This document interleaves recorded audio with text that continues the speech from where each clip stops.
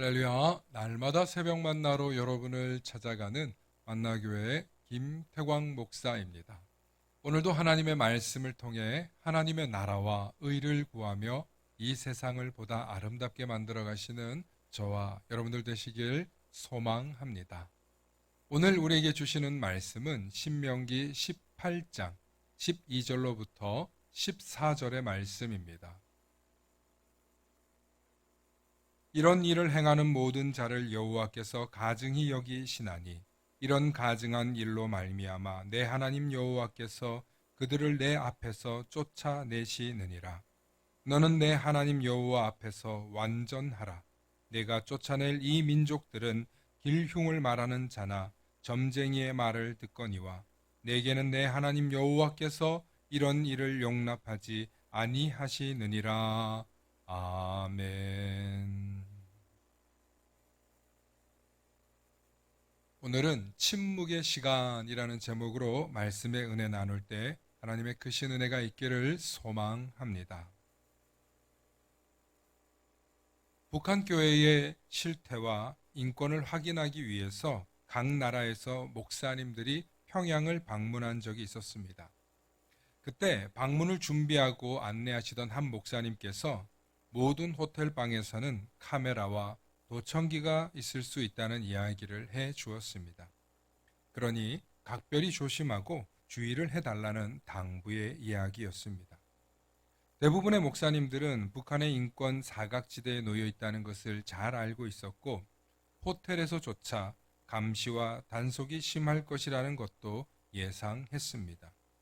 하지만 목사님들 대부분은 개인적으로 있을 때 두려움 없이 평소 하던 대로 성경을 보았으며 찬송을 하기도 하고 기도를 했습니다.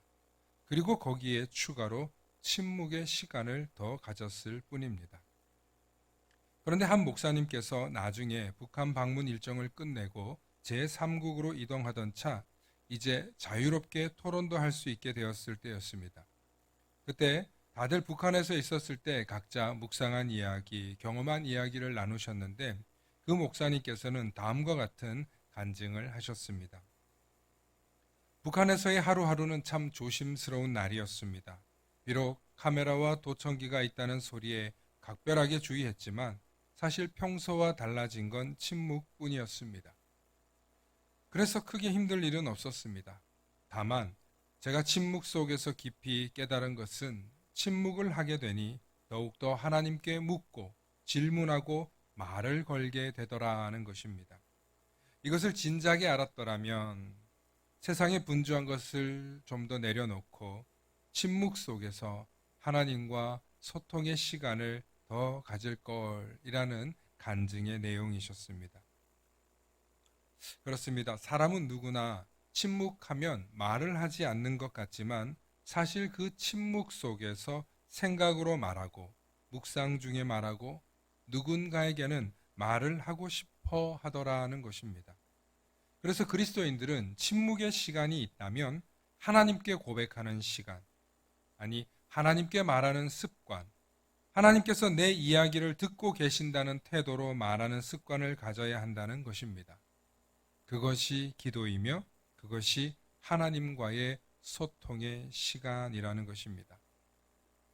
우리가 침묵할 때 그리고 그 침묵 속에서 하나님과 함께 대화할 때 우리의 속사람은 우리의 속생각은 천하를 움직이시고 시공을 초월하시는 하나님과 대화를 할 수 있는 것입니다. 그러나 그 침묵이 의미가 있으려면 먼저 하나님께 아뢰는 간구의 시간이 되어야 합니다. 하나님께서는 우리의 침묵 속에서 외치는 간절한 외침을 듣고 계신다는 것을 먼저 믿어야 합니다. 우리의 심령 속에서 터져 나오는 모든 부르짖음과 소리를 하나님께서는 알고 계십니다. 그러므로 침묵 속에서 하나님께 부르짖고 하나님께 외치시는 시간을 가지시기 바랍니다. 기도의 신학자로 알려진 존 베일리 교수는 모든 수업의 첫 시간을 다음과 같은 말로 시작합니다. 우리가 하는 모든 말을 하나님께서는 다 듣고 계시다는 사실을 기억하십시오.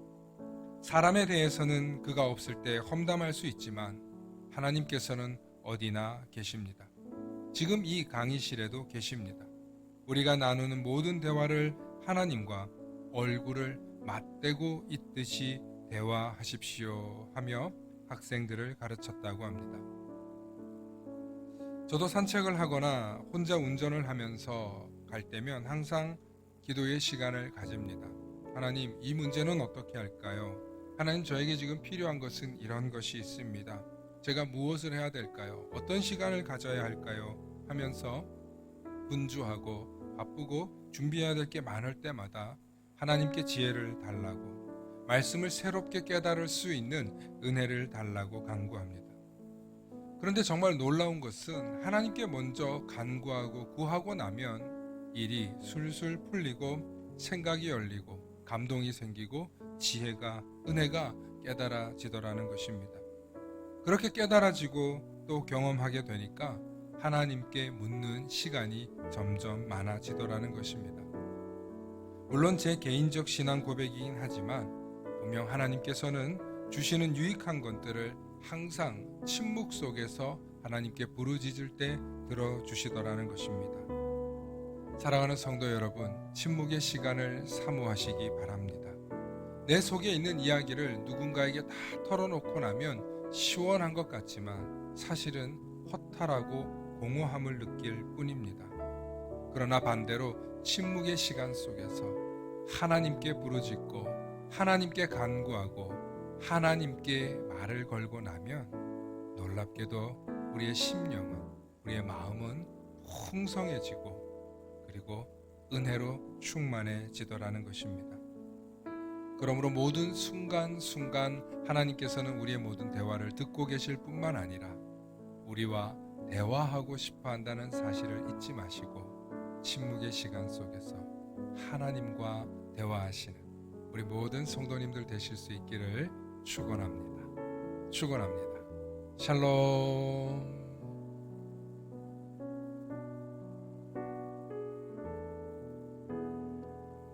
다 함께 기도하시겠습니다.